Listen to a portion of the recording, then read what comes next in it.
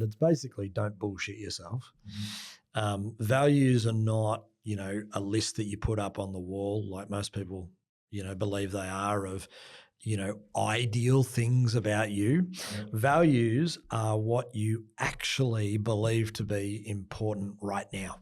Yeah. What is demonstrated by your life.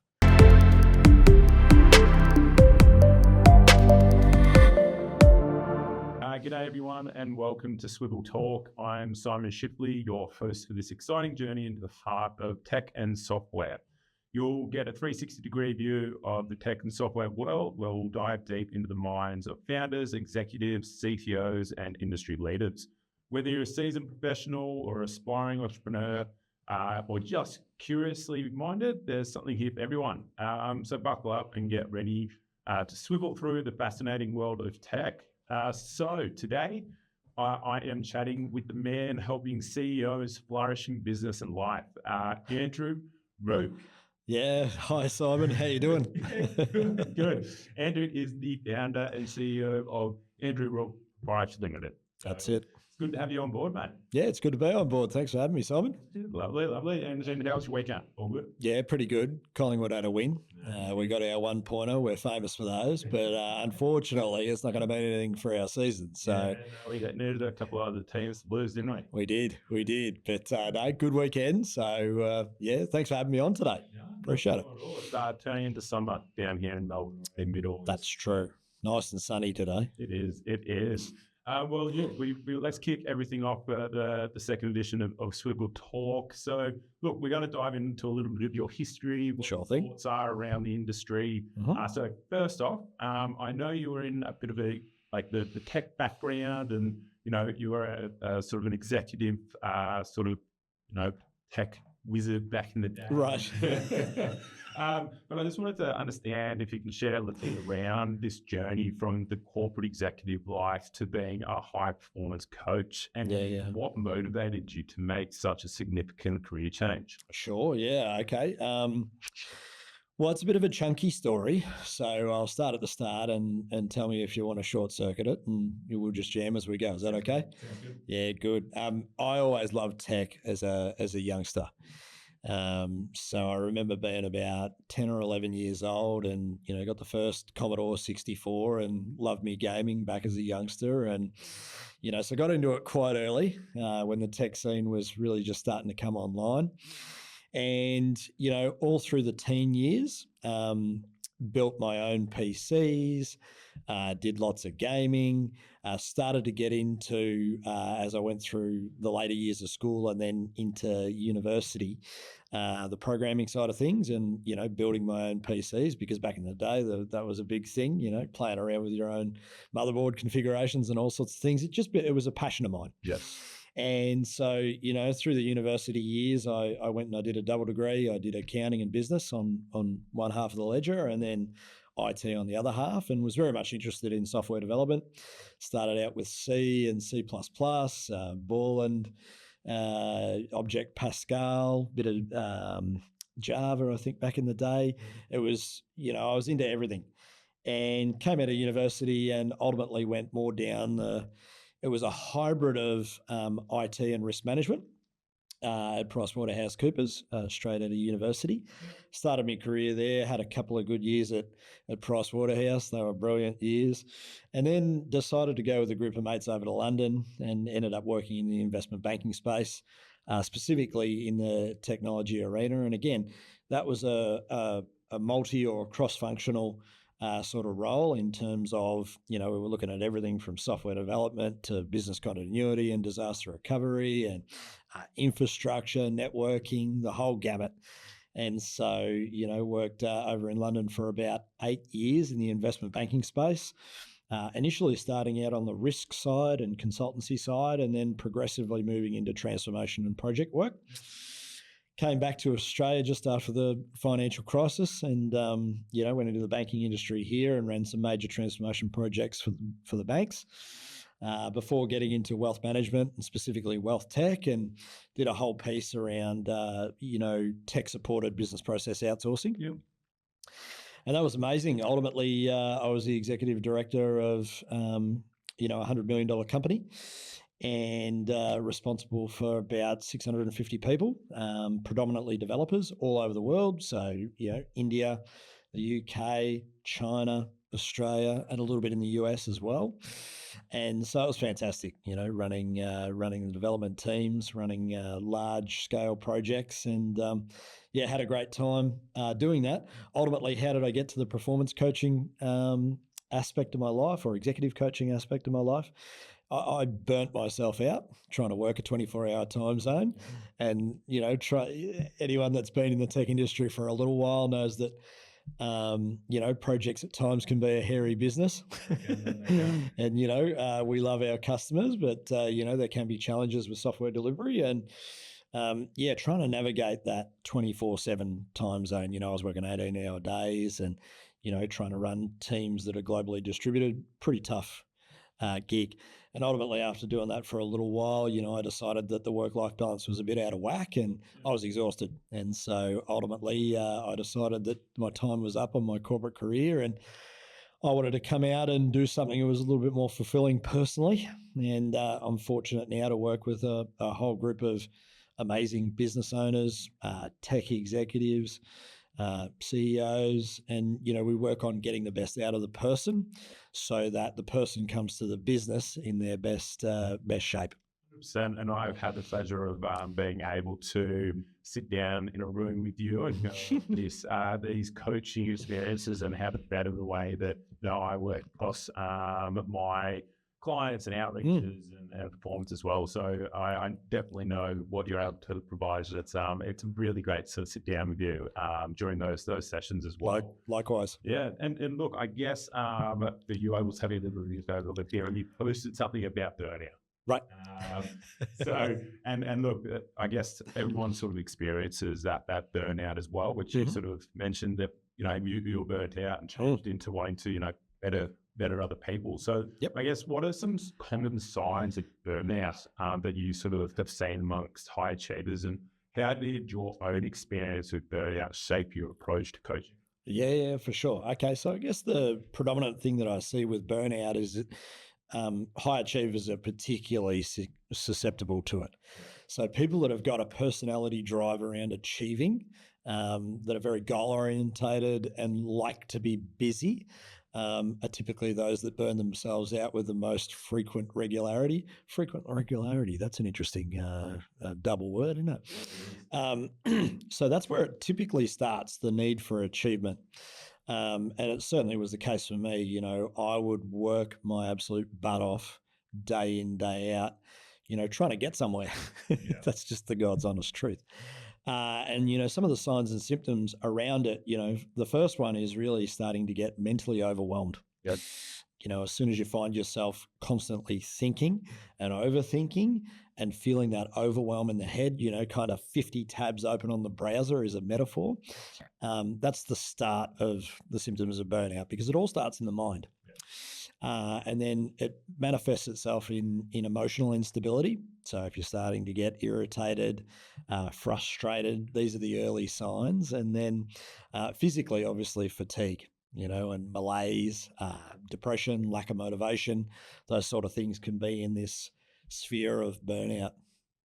Fair. And look, yes, I guess not even just your high achievers experience that. It is, anyone that is working at a job where, you've got some KPIs and stuff and, you're not sort of meeting those. There's that burnout that you can, right. You're not hitting those. And then all of a sudden, like, I don't know what the next step is. Yeah, totally. Yeah. And usually in that scenario, the self-talk's running constantly. Exactly. So, I'm not meeting the goals, I'm not meeting my KPIs, whatever it is. And then the self-talk starts and it never ends. And, essentially through the mind, we're talking ourselves into fatigue and then burnout. Yeah, definitely. And look, with that sort of burnout piece, how does that sort of, I guess, guide how you coach people through that? What's for sure. Sort of, I guess, words of wisdom in that space? Yeah, so I'll put it reasonably simply. What I'm all about and what, this company and business offers our clients is it's really mastering the game within the game. Yeah. So what do I mean by that? So there's an inner game running that's directly run through our psychology or our mind. Yeah. And, what we run through our mind and how we think about things leads to the results we get in the external world. So, sales, marketing, delivery, all of the aspects of the business, the results that we get there are a function of the thoughts that we create in here. So what I'm all about for myself and my family and also, clients through the business is really getting a good handle on the inner game, because that will lead to the outer results. And that's very different to most coaches. Most coaches, if you look at business coaches and, love them all to bits, we're peers, but what they'll do is they'll look purely at the business itself. And they don't look too much at the person that's creating the business. And we're quite the opposite. I focus very much on the person that's creating the business that they're experiencing. And so, that's a little bit of the difference in focus that I take. Yeah, definitely. Would you say a holiday is a good way to deal with some burnout as well? I mean, sure. I mean, everyone loves a holiday, right? But, the thing is, when you master your mind and you're constantly living from this emotional space of peace, contentment, tranquility, you don't need a holiday. Because you've integrated the work context, the health context, and the business context, and so that's what we strive for. There's no such thing as balance, actually, work-life balance. It doesn't exist, and it doesn't need to exist, because if you come at your business from a healthy mindset where you enjoy what you do and you're positive about the opportunities in your business, you love working.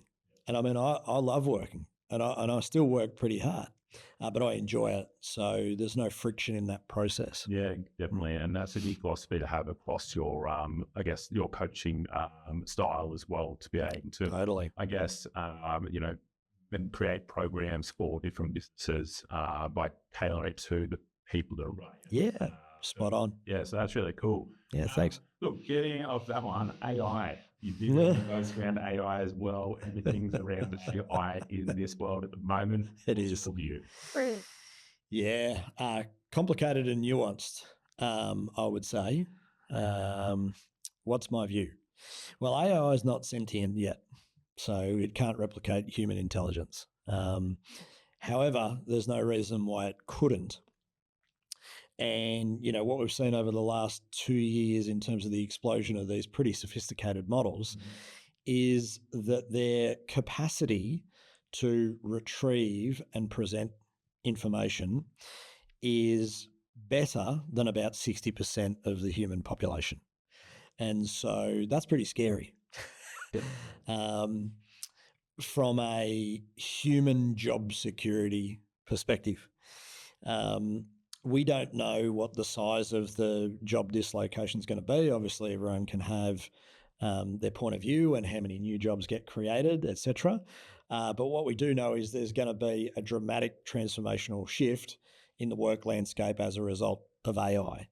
For technology companies and particularly software engineering firms, it'll probably be pretty dramatic, the change that we'll see there over the next couple of years.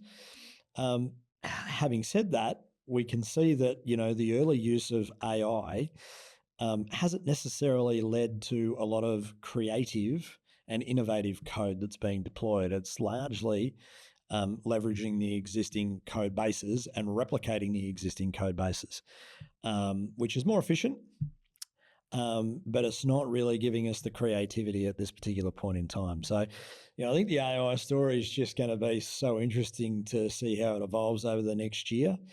There are faculties of human consciousness that I don't personally believe AI will ever be able to replicate.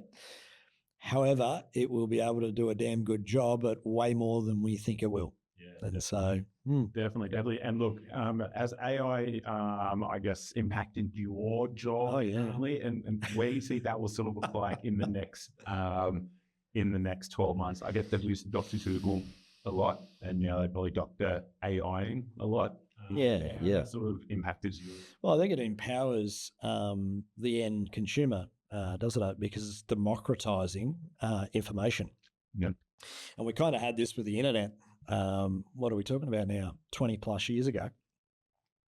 it's democratized information, but now AI is going to take that to a whole new level. In coaching in the next couple of years, I can see the coaching industry being dramatically impacted by AI. And already for me, I'm already using it quite extensively in the marketing space. So, content creation, brainstorming ideas, generating different perspectives on a thread of consciousness that I might have. There's a whole bunch of different use cases that I use AI for right now. ChatGPT, Midjourney. I'm using video software that, is AI video. So already I'm using a lot of it myself and taking advantage of it. But I think that's going to get more and more and more. And, I can see a time where, coaching becomes a self-service function via, some sort of agent or chatbot, whatever we like to label it, for a big swathe of the coaching market. But then I also see a space where, the kind of work that is done at the high end of coaching will not be available to AI for quite some time. And that's all a function of the complexity of consciousness of the coach. So what's happening is AI is developing its own consciousness at a particular speed, and the rate of the development of that consciousness will directly impact, what industries and jobs are dislocated. And so, it's a very nuanced space and fast moving. Yeah, I don't know if I would get coached by an AI bot. Right. I don't really like that, personal feel. 100%. Interacting with Yeah. someone, you can tell by facial expression if, right. if you said something not quite right, and they can help you out. Right. But yeah, well, here's the really interesting thing on that. So, already we're getting technology that's getting in the AI space that's getting as good as reading body language as humans can do it. Right. And also as good at empathizing as humans can empathize.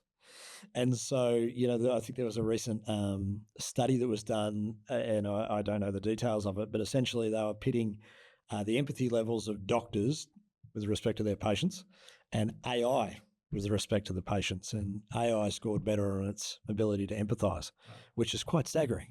So a lot of people think that these uniquely human elements of the physicality and the ability to emotionally resonate and connect will never be done by AI, and I don't take that point of view. I believe it will be. However, there's a lot more in terms of what you're saying in terms of the human-to-human interaction than what we think is required for an effective relationship. And so I do agree with you. And then the other nuance on this is, people that coach at a level of complexity that are around what actions to take in a business from a purely business context, I believe that kind of coaching service will be replaced by AI. Yeah.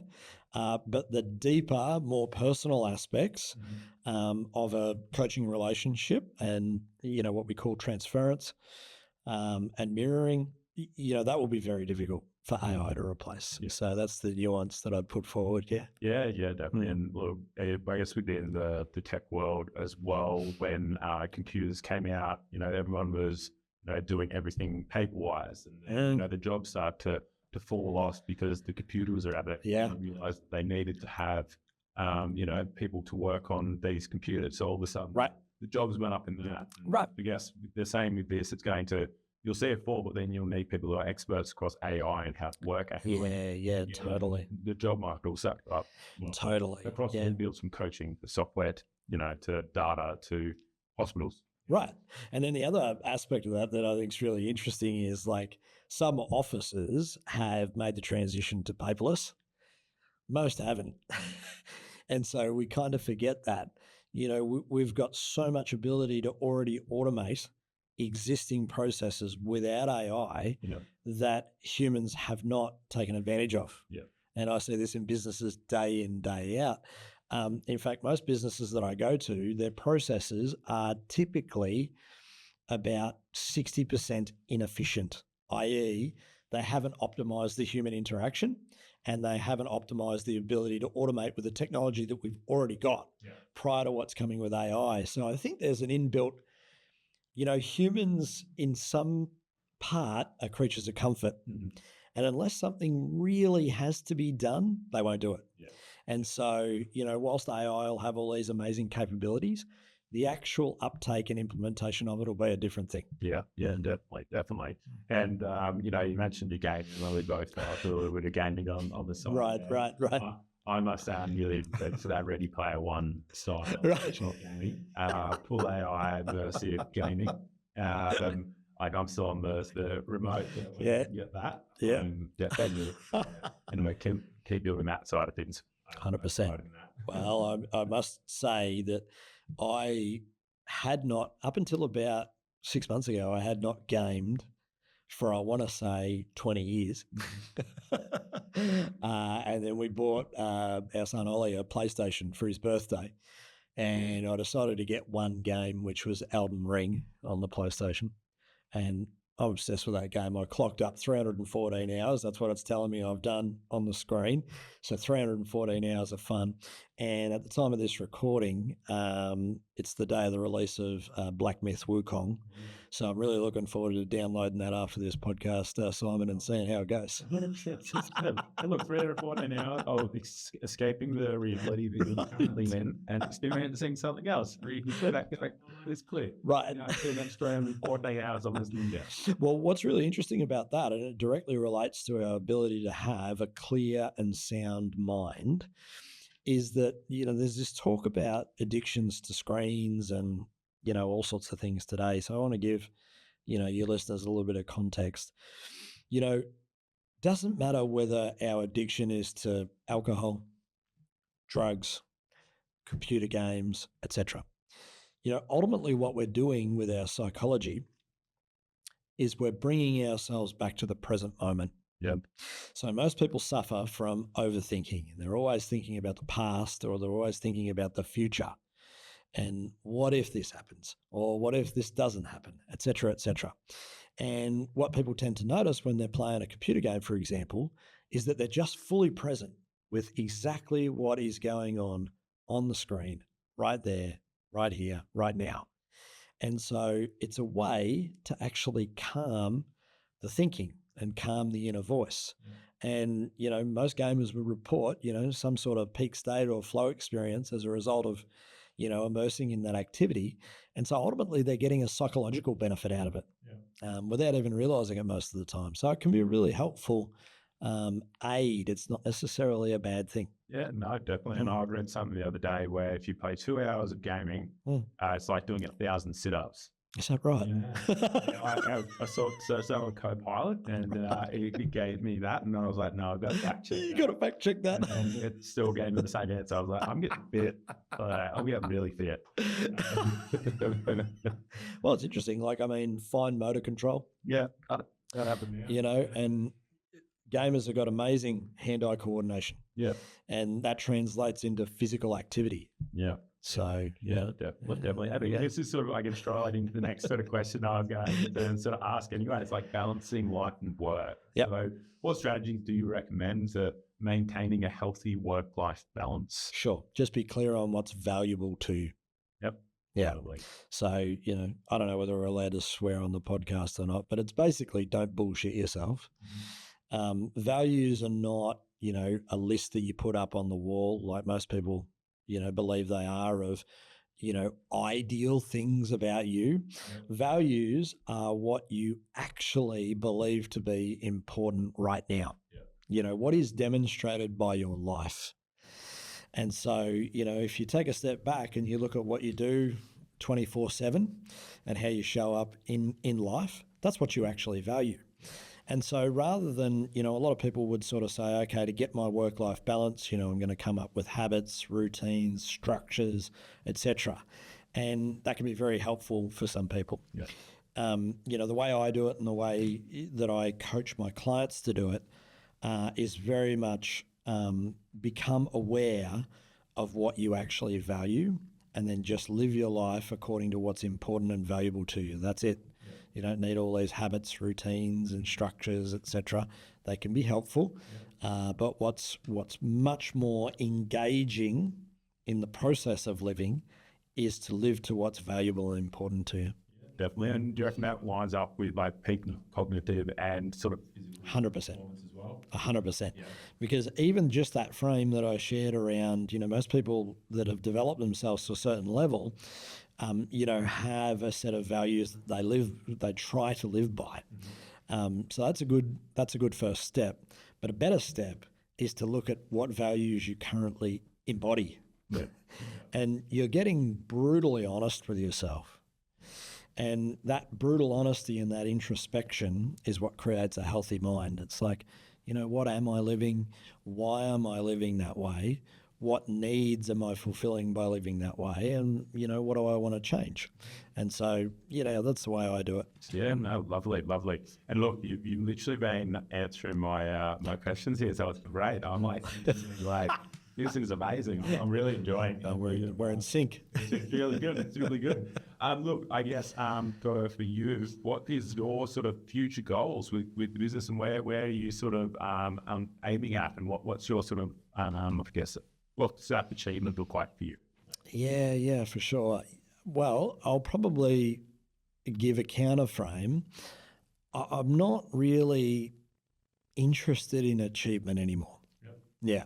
So I don't have a specific target or goal in mind out there somewhere in the future. Moreover, or more to the point, I derive immense satisfaction and engagement from working with really amazing people. That's it. And so what I want to do in this moment through to the future until it changes is I just want to increasingly work with amazing human beings and help them have a better experience of their life and their business. That just gives me amazing joy. And it's pretty much as simple as that. Of course, business growth is important. Putting food on the table is important, all that stuff. But what's most valuable to me is seeing a human being where the light bulbs are just going off constantly and their life is improving out of sight. Yeah, that's the most valuable to me. And of course, from a business point of view, that just translates into, word of mouth and referrals and new amazing people coming into, my sphere. And I believe it's a service to humanity that we're about here. So Perfect. And I guess in terms of podcasts, books, anything like that, is there anything that you've been listening to recently that sort of inspired you? Is there anything that you constantly listen to as well? Good question. My favourite book, well, I love Joe. I had a man crush on Joe. I haven't been listening to podcasts that much lately. But if I do, I will listen to Joe and, every now and again, Lex Fridman as well. That's fine. They're my two go-tos on the podcast circuit. Yeah. And of course, obviously, this one now is a number 3. Love that. Congratulations on setting up the podcast, by the way. I think it's amazing. Thanks for having me on. In terms of books, my favourite book of all time would be The Alchemist, Paulo Coelho. That's always a go-to. I gift that to clients quite often as well, because it's about living life. Yeah. It's not about the end goal. Yeah. The end goal for everyone is death. Yeah. So, that puts goals into a bit of context, and nothing's permanent. Yeah. So, who you were a year ago is not who you are right now. Yeah. So I really love that book because it emphasizes, being engaged in the journey of life and discovering about yourself. That's the thing for me at the moment. Are there any other? Destination is about the journey. Correct. Yeah. I really love that. And I was actually gifted that when I was back at PwC about 25 years ago. One of the best gifts ever, so I always remember that. But so The Alchemist, is there any other books that I'd recommend at the moment? No. What I would say on the books, and particularly, your audience is predominantly business listeners who are obviously clearly human as well. I don't think we're speaking to the AI directly yet. Yeah. We'll see how it goes. A lot of people will exchange information on the best business books, etc., to read. And again, just to give it a little bit of context, one of the things that I always work on with my clients is don't give away your authority. So what I mean by that is a lot of business owners start to doubt themselves and doubt their direction, doubt their capability, doubt their ability to scale their business or run a tight ship. What I see is that intuitively they know how to do it. They already know how to do it, but they doubt themselves and they go externally for someone to tell them what to do, whether it's via a book or via networking functions or whatever it is, yeah? And I always encourage people to come back in to yourself and look at how you're making decisions. Look at where you're sourcing your information. Look if that information source is credible and truthful, because there's a lot of untruth out there. It's not just the fake news with Trump, etc. Yeah. There's just a lot of untruth. And so one of the biggest shifts a person can make in their own development is to come back in here rather than relying on things out there. And, what we do in coaching is I'm not here to provide you or another person advice. I'm here to provide a mirror. I'm here to provide a mirror that allows you to look at how you're thinking and change it for the better. And that's a skill that you can carry forward for the rest of your life. Whereas reading a book on taking a set of actions in the context of a business has a limited shelf life. Yeah. And so, I just thought I'd mention that there because it's a big thing that I work with clients on. Yeah. And that's a really good piece of advice as well, that you're sort of giving out to people, like look what's inside. Oh. Understand yourself before, trying to understand. Yeah. And, have that vision internally. Right. Yeah, and then I guess that piece of advice you're giving out, what would be one of the best pieces of advice you've ever received? Ooh. Oh, yeah, lovely. Okay, one's coming to mind. Assume positive intention. What do you mean by that? Yeah, good question. So I was getting really frustrated at one point in my career, and I was very fortunate to have a wonderful mentor, also by the name of Andy, out of the US. And I was getting really frustrated and very skeptical and very mistrusting of my environment, including the people within it. Yeah. Highly political kind of scenario, a lot of conflict at various different points in time. And, he sat me down one day and we went through it together. And, he said to me, Andrew, assume positive intention. And, that really stuck with me. Trust people. Verify as you need. You want that trust and skepticism in balance. But I was very skeptical at the time and having a lot of conflict. And that was a short circuit or a circuit breaker that I needed. And because I'm a very trusting person, but I'd built these defense mechanisms over time and just got a bit out of balance. And yes, I'll never forget that. Assume positive intention. And it's just so true. Every human being has a positive intention, at least for themselves. And if you can see that, at the very minimum, you can have compassion for that person, even in the most difficult of circumstances. So that's probably what I'll contribute. Yeah, that's really cool. And I guess I'll go away after this one. I actually have a think of that and be like, where do I use that? Where's that? Yeah. So no, that's really cool. Cool. A Saturday. What does the perfect Saturday for you look like? Perfect Saturday is all around family stuff. So I am almost a full-time Uber driver for Ollie. He's 11 years old and he plays soccer, taekwondo, does swimming, he does the piano, like it's just insane. So yeah, I enjoy spending time with him and my wife Jo, and watching him grow and develop, and sharing experiences with him. It's very fulfilling. We'll try and do some activities together. Also, the weekend, I'm not in client sessions. So often that's the time for creativity. So, what is the next piece of creativity that I can share with other clients and other people in my sphere of influence? So, the weekend is very much a creative time. What can I brainstorm? Yeah. What's the next thing that I'm going to put some attention to?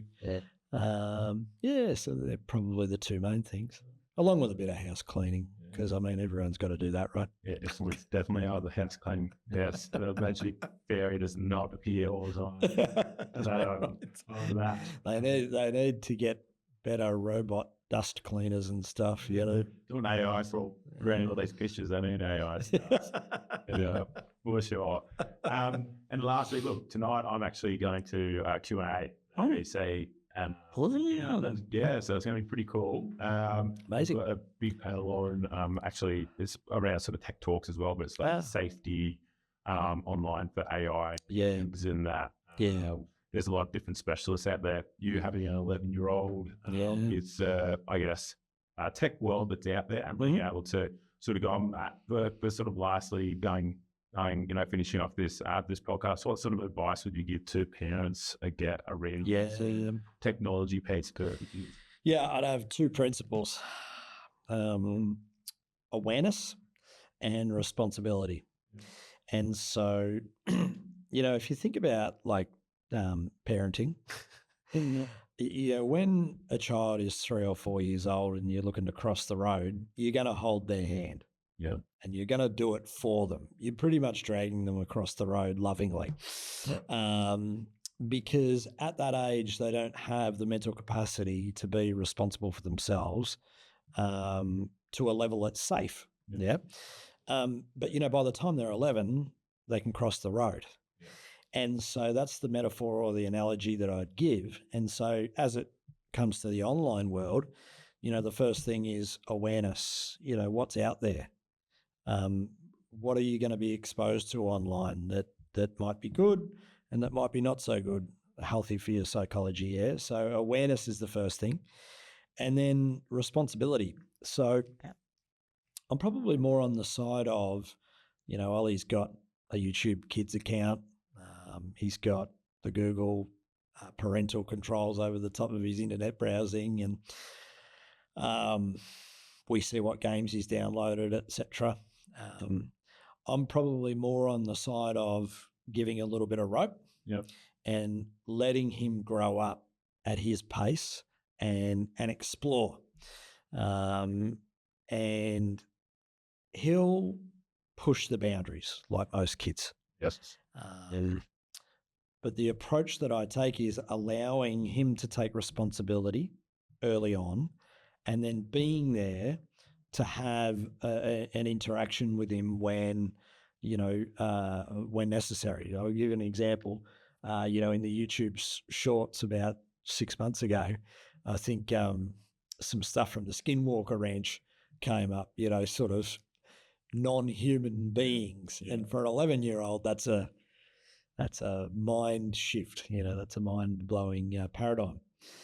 And he got a little bit scared, and we noticed that he wasn't sleeping a couple of nights in a row, and we sat down and we had a chat, and, it turns out that he was curious about what he'd seen on the YouTube shorts, and that opened up an opportunity for a conversation that we would have never planned or possibly had for a few years. And so, I think that approach is the approach that I like to take, because I don't want to be overbearing and controlling. That'll manifest itself in adulthood in all the wrong ways, and I say that all the time in my practice. But yeah, it's that again, like most things in life, Simon. It's a balance. Yeah. Always just juggling that balance. And that's in everyday life. 100%. Yeah. I guess it's about experiencing new things and making sure that you can ask the questions if you don't understand what it is all about. Yeah, totally. If we teach him what it means to be responsible at an early age, he'll have a better life as a result. Yeah. He'll be a better leader. And so, that's my philosophy. And, with Jo, she has a little bit more a different philosophy. And so, we're constantly in dialogue around that as well. She likes to be a little bit more protective. Yeah. And that's okay. Yeah. Well, it's going to definitely, things in the next 10 years ago, so I'm going to be walking into things being like, I don't know what this is. Right. Yeah. Right. We all are. When pen and paper on, and the old pen and paper. Not Right. used too often anymore, but no, perfect, Andrew. And look, really appreciate you coming on to the podcast today. I hope you enjoyed, and listeners, I hope you enjoyed this podcast as well today. Thank you, Andrew. Thank you for having me. Yeah, absolute pleasure. Well, guys, that's the end. Until next time, keep looking through the landscape of being curious, being innovative. Understanding where the world's going to take you. Understand what your self thoughts are and everything like that as well. So really, really enjoyed having you on here, mate. And till next time, everyone, enjoy. Enjoy. Thanks, Simon. Thanks, Andrew. Cheers. Bye.